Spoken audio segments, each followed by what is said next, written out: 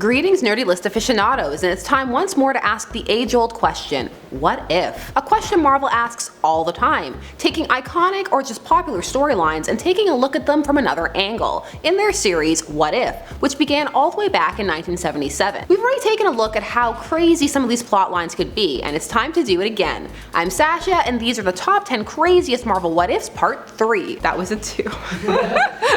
3. Side note, crazy can mean a lot of things. I don't know why, but for me it means zany, but not all of these will be just zany.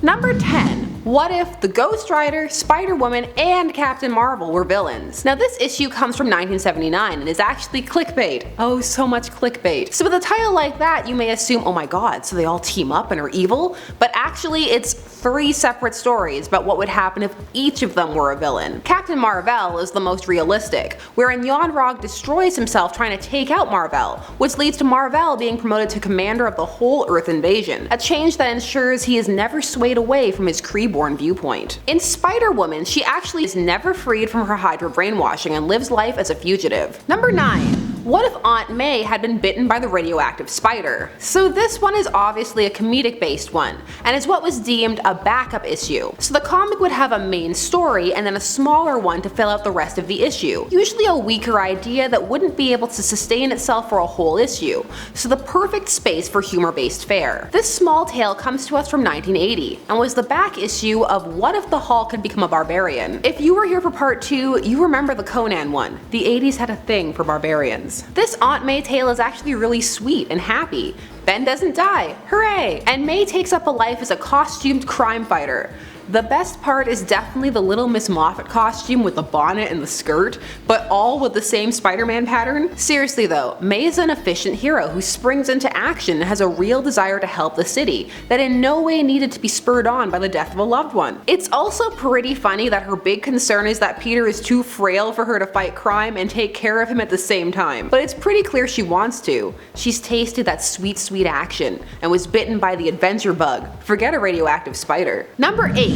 What if Captain America were revived today? This one is amusing to me because it's very of its time, that being an era when yes, retcons happened, but only when people felt they were really needed. They weren't handing them out like flyers on street corners the way we do today. So this outing from 1984 sees Cap revived in the 80s. Oh wow, the zany, the leg warmers. What's nice is that Bucky was with him, pre-Winter Soldier Bucky, so child Bucky. Gee willikers, I'm totally not Robin Bucky. So for the most part, Captain America just does his thing. However, when on a talk show, he talks about how he's a bit disillusioned with how some of the younger generation don't seem to love or respect America the way people did in the past. This Cap is obsessed with being a paragon, someone for people to look up to. He also gets involved in politics, and ends up getting involved in riots and racial tension and supporting martial law. However, surprise, he's not the real Captain America. He's a communist imposter. The real Cap was still on ice, and is revived into a world of martial law and people fearing something called the Sentinels of Liberty, and he is appalled by what he sees and the suffering of the masses. So he teams up with the underground to fight his doppelganger. This one is interesting, showing different ideals and the ones people fear he could have and the ones people believe he should. Captain America is meant to be an ideal no matter when he wakes up. A concept kept true to this day. Number 7. What if the Fantastic Four battled Doctor Doom before they got their powers? Confession time, I love the Fantastic Four. They're my favorite superhero team, even though Reed needs to take several seats. He's a jerk, but he's my jerk. So I love alternate tales featuring this team, and this one is hilarious. So we all know the source of the Doom-Reed rivalry.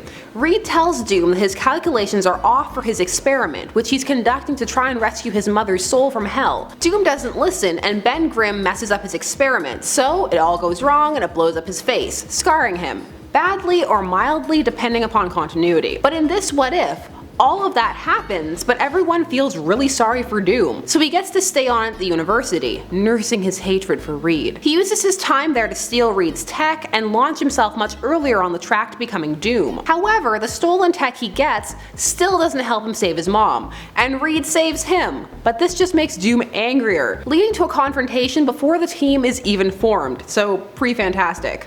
It's good. Read it. Side note, I feel like I'm halfway there to being a Fantastic Four villain.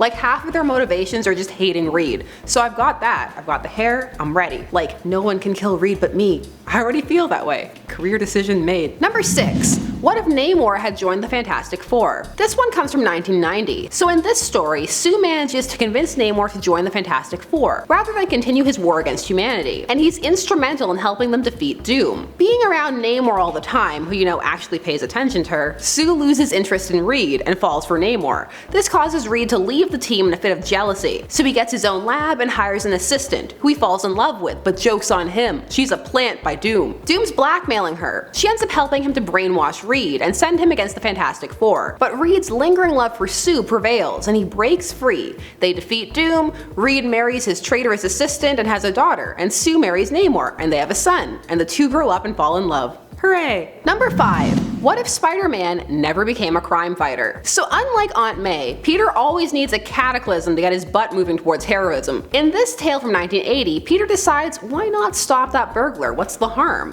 Which means Uncle Ben never dies, and the people at the studio see him do this, increasing his celebrity status. So he becomes a television actor and eventually just an actor. On the big screen. He appears on late night talk shows, the whole deal. All of this fame goes to Spidey's head and he decides forget college and science, he's meant for the big time as an actor. After revealing his identity to May and Ben, they express great disappointment in his choices, but Peter doesn't care. He's ready for his close-up. A life of glitz, glam, and terribly coordinated dresses. Spidey then goes on to sign more and more heroes to his franchise. The Avengers, the X-Men, all with the promises of good PR and that they will be viewed as true heroes by the public because he's staging fights. So he becomes a producer tycoon, altering costumes, making reputations to make the world a safe place for vigilantes and also to line his pockets. However, Jameson is against Spider-Man, angered that these fake heroes are thriving while his son, who he views as a real hero, died because there was no hero to save him. In the original continuity, John Jameson had been saved by Spider-Man. Because of this, Jameson insists upon giving Spidey and his heroes bad press, and well, Spidey can't have that, so he fakes a crime syndicate being run from Jameson's office,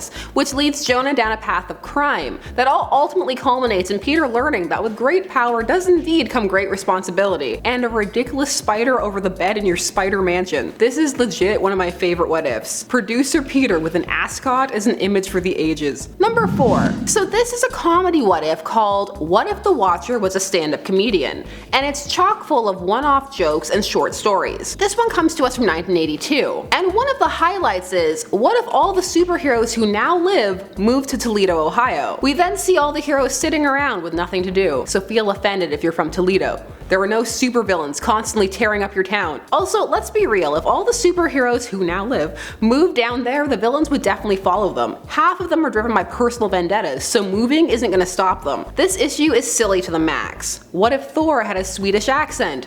What if Tony Stark had owned an auto plant instead of a weapons factory? What if Alpha Flight talked like TV Canadians? That one hurt me. I won't even talk like a TV Canadian. Number 3. What if Iron Man was Dr. Doom? So in this, Tony Stark was sharing a room with Victor Von Doom in university instead of Reed. This of course could only lead to disaster, and it's Tony who suggests the change to Victor's formula, and it causes Victor to approach him to be his partner, but really it's so that they can swap bodies, so that he can be Tony and Tony has to be him, so that Victor can have all the advantages that being a Stark provides, like the resources, etc. At first, Tony Doom, Tony and Doom's body, falls into a depression and into the bottle, but he then decides no and pulls his life together, works hard, goes back to school, builds his rep, and is the best Victor Von Doom he can be, and ultimately creates tech that even rivals Victor Stark's, that's Victor and Tony Stark's body. They also both create armors, with Victor creating a green Iron Man armor that looks like the Iron Lantern armor and Tony building Doom armor with a red cape,